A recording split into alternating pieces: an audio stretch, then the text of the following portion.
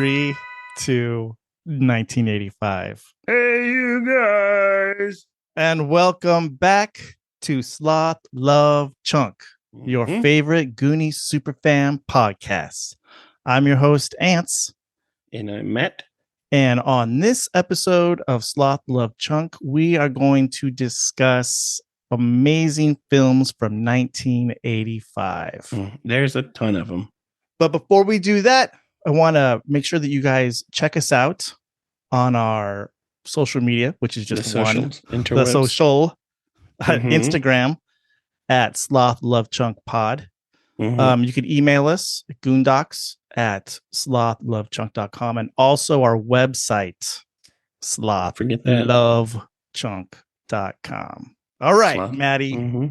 Yep. 1985, greatest year in movie history. I think so. When we first talked about it and I brought up the actual list, I think so. I think it's either 84 or 85. But man, 85's got the Goonies, so it's got so many hits. It gets the edge, you know? Yeah. My gosh. All right. So to review 1985, just how amazing these movies were. I'm going to go down the top 10 grossing movies, just to give you guys an idea of how many amazing movies there were. I saw a bunch of different lists and the positions change on some of them. So I'm just going to give it to you how I think it was. So the Goonies actually on some lists was number 10, on mine it's number 9. Good. Highest grossing movie of the year. $62 million, which is a lot in 1985 coin. Yeah, that's not bad. Then we had the Harrison Ford movie Witness, Jewel of the Nile. Love that movie. Yeah. Cocoon. These movies would not get made today. No. You know? That kind of creeps me out, that one. Here's another one. Number 5, Out of Africa. Never get made today. Number 4, The Color Purple. Then we go Rocky 4. Then after that, The Year of Stallone. Number 2 was Rambo First Blood Part 2. So Stallone had 2 movies, top 3, grossing 1985. Number 1 film of 1985. What was it, Matt?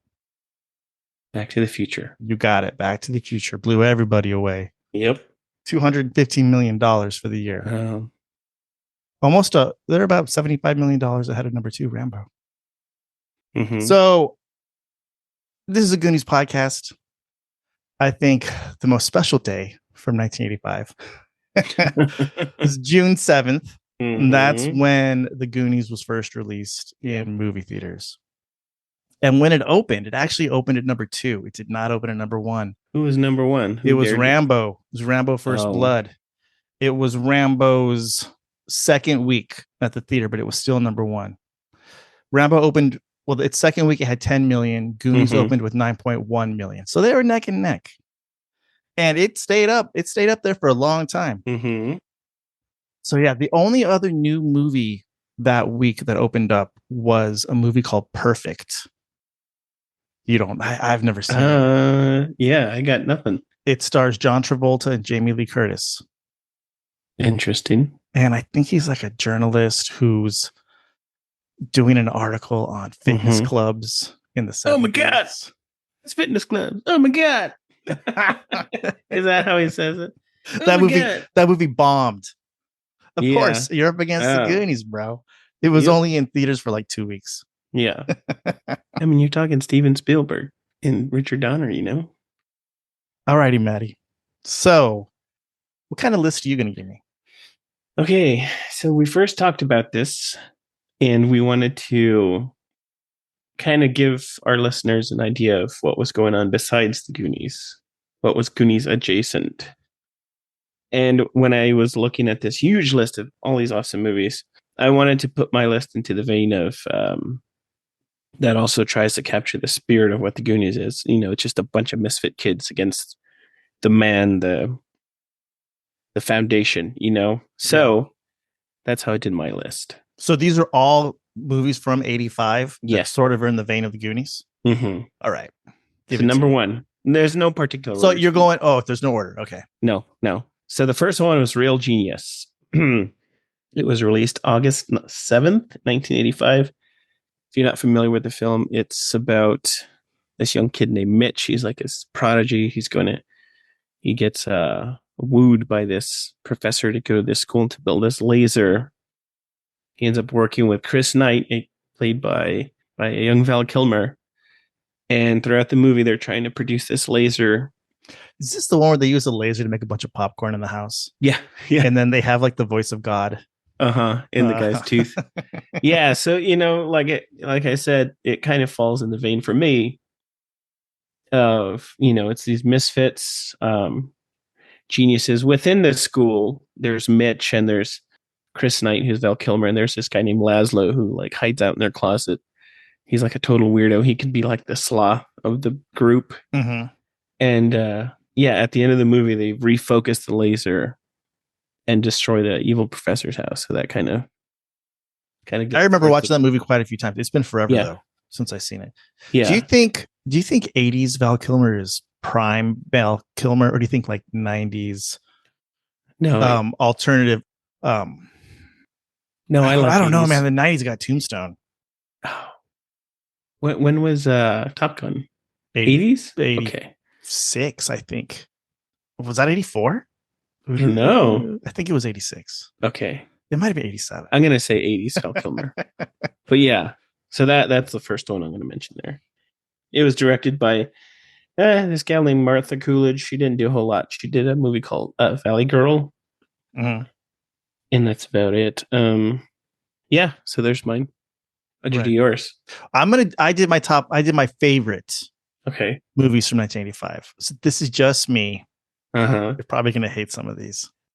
So my number 5 is Enemy Mine. Oh, yeah. Is it Dennis Quaid? Dennis Quaid and Louis Gossett Jr. Yeah. So what's crazy about this movie, came out in 85, and this really bothers me, is that I have vivid memories of going to the movie theater and watching this movie at the theaters in 1985. No way. But I do not have that memory for the Goonies. Whoa. So what stuck out? What made that one stick out? I think what made this stick out is we went to the theater and I went with my dad, and he had the time wrong for the showtime when it started. So we had to kill like an hour, and we walked to a Dairy Queen that was nearby. So I don't know if it was like that association of the sweet treats of Dairy Queen, with the time sort of imprinted on my mind. Was there Mississippi Mud? No, Chocolate Eruption. I always get peanut buster parfaits. Oh, grape, apple. Yeah, Enemy Mine. Yeah, that was a good one. Good movie, Matt. Doesn't he gives birth? Doesn't he? Louis Gossett Jr.'s character. Yes, he gives and then he dies. Birth to his son. Okay, and then he dies, and then he dies, and then Dennis Quaid's human character has to take care of the son. But originally, they're warring species. Right, they both kind of crash landed on the same planet, but they come together. Wow, that's beautiful. A good one. Yeah, I agree with that one. Give me your next. Explorers. Oh, Explorers, yeah. Released July 12th, 1985, directed by Joe Dante, one of my favorite directors. He did Gremlins 1 and 2. He did The Burbs, which is my all-time favorite underrated film. Those are Corey Feldman movies. Yeah. He's in quite a few. And then this is Ethan Hawke's first movie. Yeah, this is Ethan Hawke, young River Phoenix. Once again, group of kids. Well, trio. There's Ben, played by Ethan Hawke, and then there's Wolfgang, played by River Phoenix, and then there's Darren, who's played by a guy named Jason Essen. That guy felt Jason Presson. He didn't do a whole lot.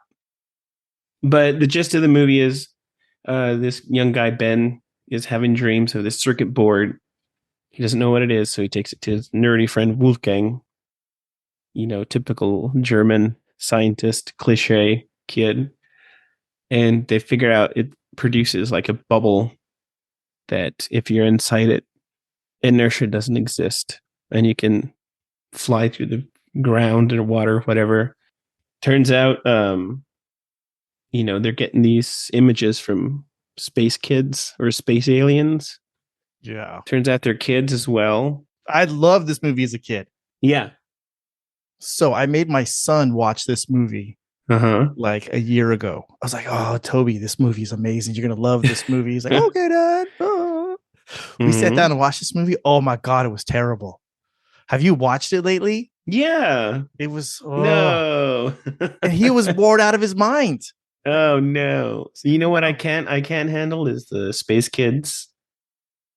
I have to stop the movie when they actually show up because I just can't take a Well, you it's think their too, designs look dorky or something? yeah, it's just too quirky. It's too, I don't know.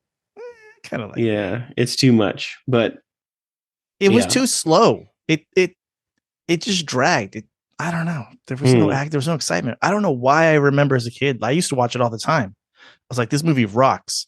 You know what I think it was? I think when we were kids and we're watching these movies, I Hmm. think our minds just sort of like shut off when it gets boring, and we're probably just daydreaming things. We're just Yeah. waiting. We're waiting for the cool scenes, like Yeah. the carousel thing getting, in the bubble and then going to space and then the Yeah. spaceship. But everything else, I think we just like Huh. we're not paying attention. We're just daydreaming or something. Because when I was watching it a year ago, Now that you mention it, there is kind of I'm trying to think of the highlights.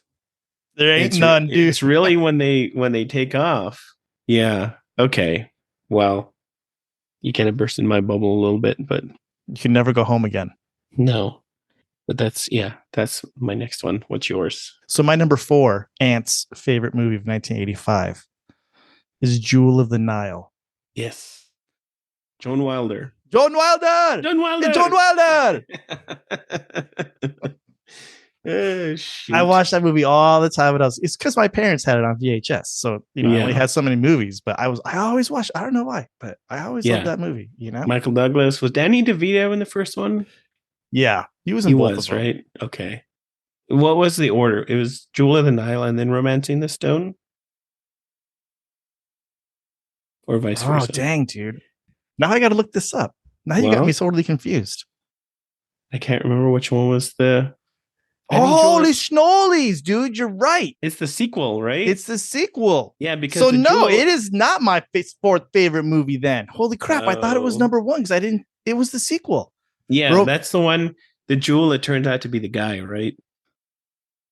The guy that had been schlepping around was 84. Mm-hmm. This is 85.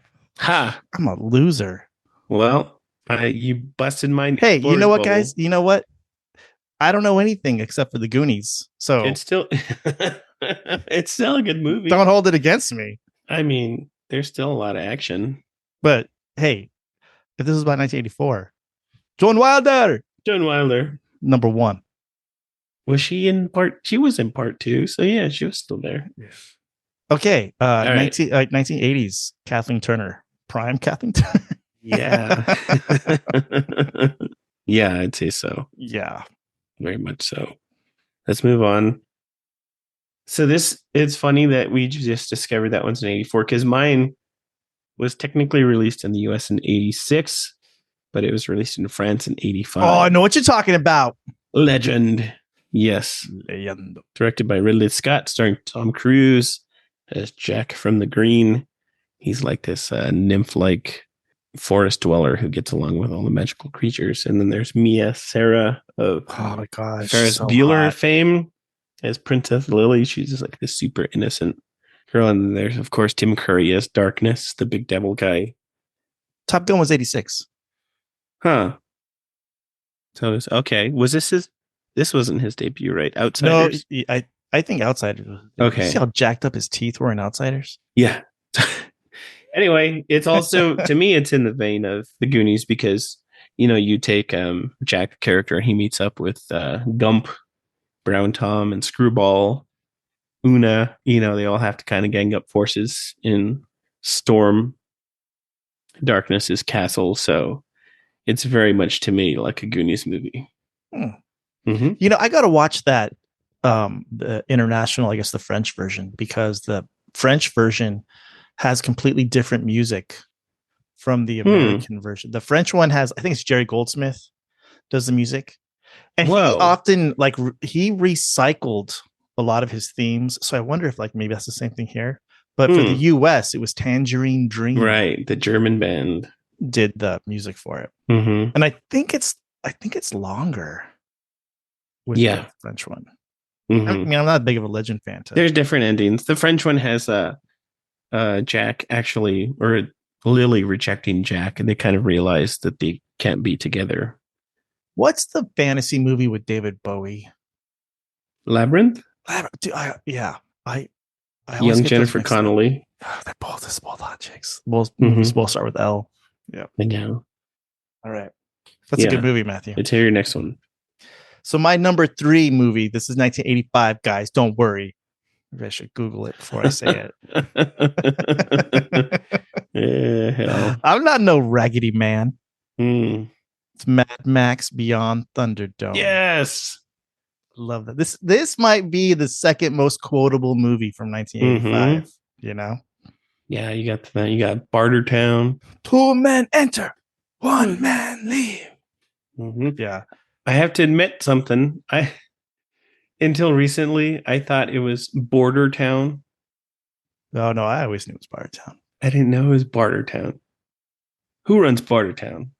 Who? Master Blaster. Yeah. Master Blaster runs Bartown. Yeah, this whenever I watch this movie, I always think of you.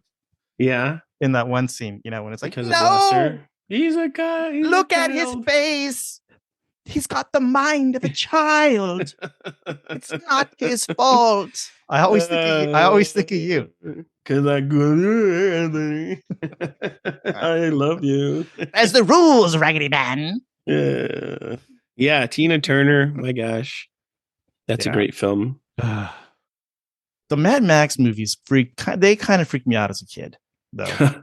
The whole post-apocalyptic thing, like the ending where he really you don't really know what happens to him, and they're just telling the story of him. Oh yeah. Wait, that's the one. Okay, so Mad Max Thunderdome. My gosh, I love it even more. That's the one with the kids, right? Where they think he's Captain Walker. Yeah. Okay. Right. Oh my gosh. Yeah, that is a good choice. I've met Mel Gibson many times. I know. You told me. I probably met him 6 times. He's a cool dude sometimes, and sometimes he was pretty drunk and a total a-hole. Hopefully Mel Gibson doesn't listen to this. Yeah, show up at your door. Yeah, one time I was talking to him one time, and he was like, what is your favorite movie of mine? And I was like, Mad Max, bro. Yeah. He doesn't say it like that. He's got a really weak accent. He's like Bloody Chunda. Yeah. Don't do it. Don't do that anymore. We got in trouble. All right. That's Australian. All right. Give me your next. Okay, this is a weird one. But I actually I think they used to show this. Remember USA Network? I didn't have cable as a kid, bro. Okay, so USA Network, well, I didn't get it till much later. Would kind of show the same movies over and over. And this was one I saw as a kid. I don't think I ever saw the unedited version. Anyway, it was released in July 19th, 1985. It's the little known The Legend of Billie Jean. I've never seen it. Oh, so it stars Helen Slater, who actually was Supergirl the year before. I was going to say, is that Supergirl? Yeah. Yeah. And then there's Tristan Slater, no relation, has her brother Binks, and then a young Lurdley Smith of Lisa Simpson fame. Oh. And so it's kind of another group of kids. The premise is wait, time out. Can you hear the Lisa Simpson voice a little bit in the movie, like when she talks? Yeah. You can yeah, she's always Oh. You can totally hear it. Yeah, so the story, the premise is Billie Jean and her brother are kind of having a good time. This bully kid comes, aka Troy Perkins, and kind of harasses them. Then later on, the brother throws a milkshake in the rich kid's face, and the rich kid retaliates by stealing his bike. Then they try to steal a bike back, and the kid's dad, the rich bully's dad, tries to sexually assault Billie, and her brother shoots him. They become fugitives. So it's this group of teenagers, kind of.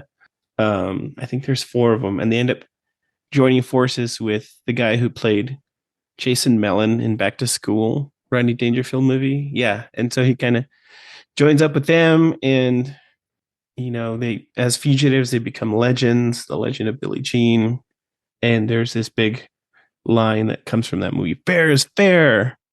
because all that she ever wanted was for that guy to pay for the stolen bicycle or bike. And anywho, I always saw the poster for this movie, and she's sort of wearing like a lycra suit, right?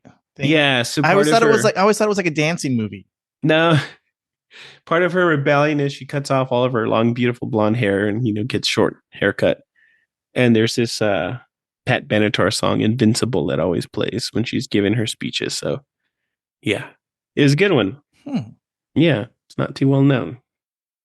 All right, what's my number 2 favorite movie of 1985, Matt? Is it Back to the Future? Nope, it's the Goonies. Oh. Psych! No, it's Back to the Future, you dummy. Okay, I know. Yeah, Back to the Future. Better movie than the Goonies? Yes or no? I mean, production value wise, yeah. Right? I think so. I mean, you have like DeLoreans and I don't think it's as good as the Goonies. I mean, yet another test that you have failed, Matthew. You got to be on the lookout for these tests I give you. I didn't say, I was just speculating.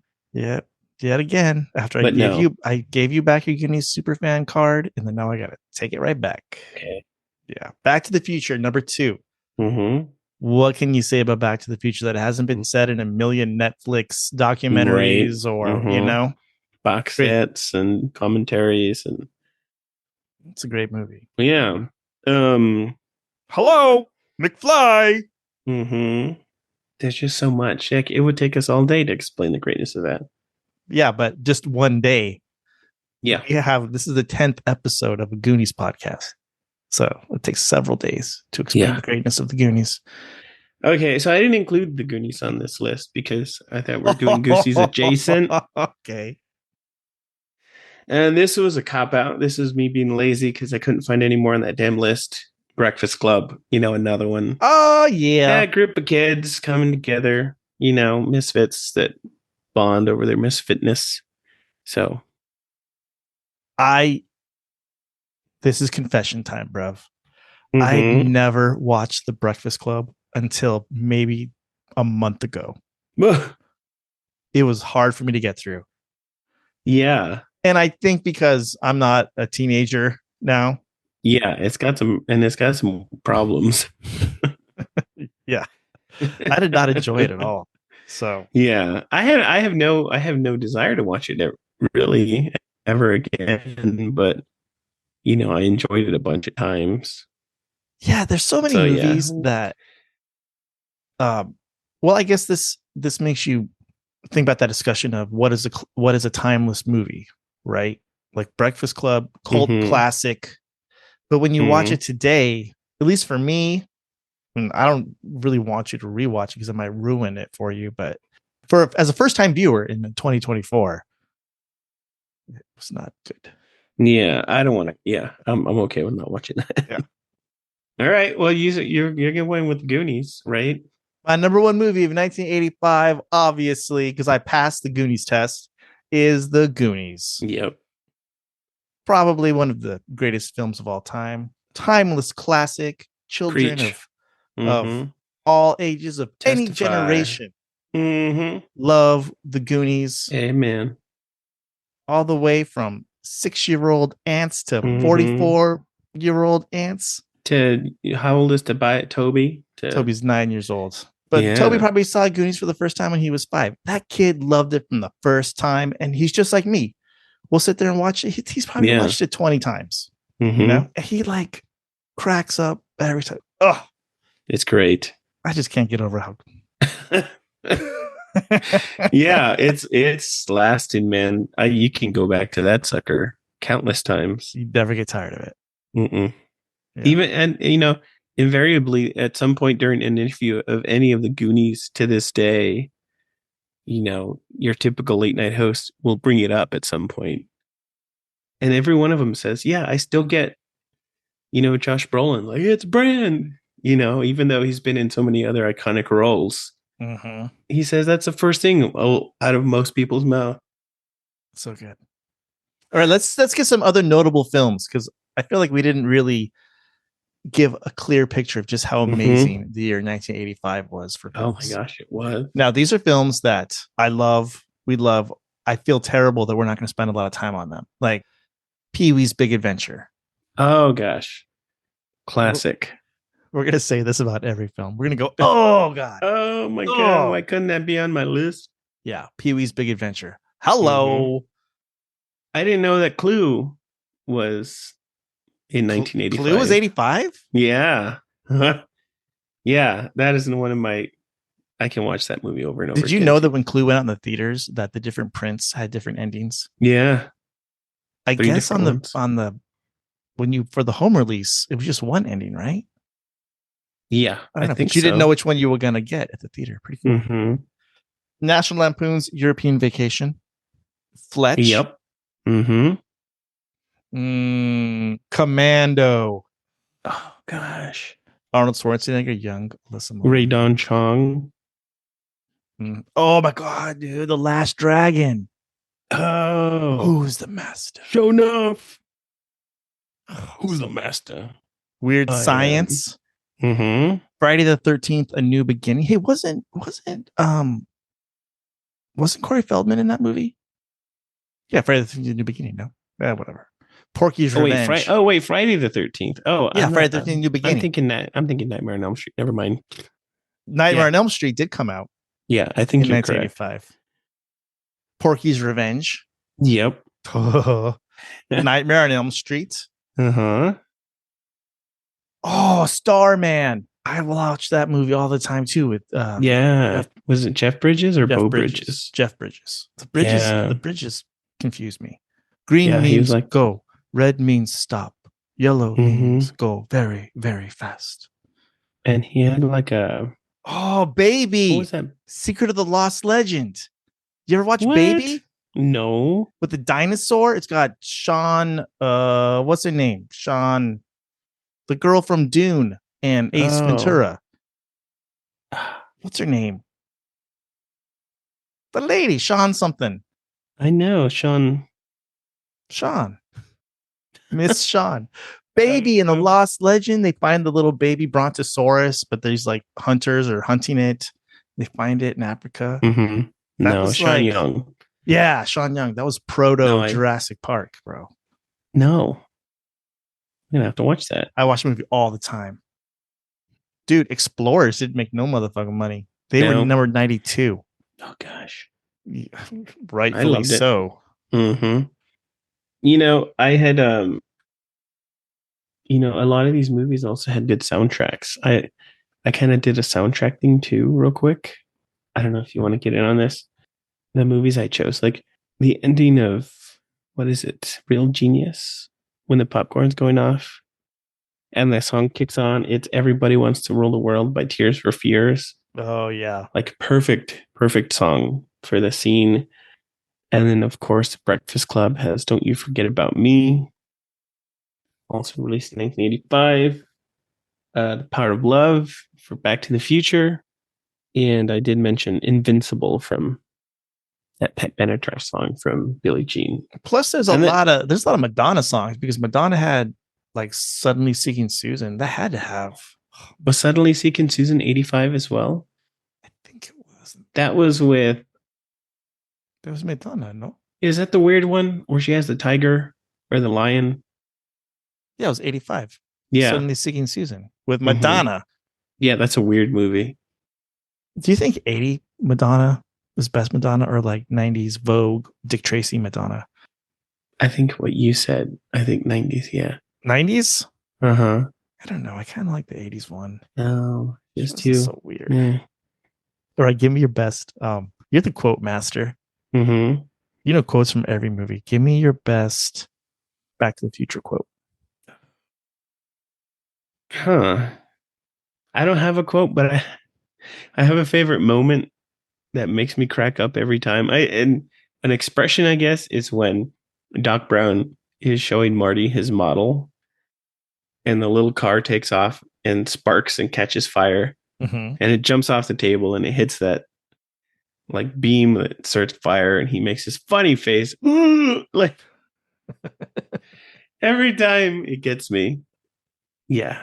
So that's my I have a vivid memory of seeing Back to the Future 2 in the movie theater and going to Pizza Hut after the movie, oh and Pizza Hut had they had sunglasses. yeah, They had like like the Doc cool Brown's. future they like the cool futuristic sunglasses that you could get, Mm-hmm. you know? I remember Yeah. that. I don't remember anything about the Goonies.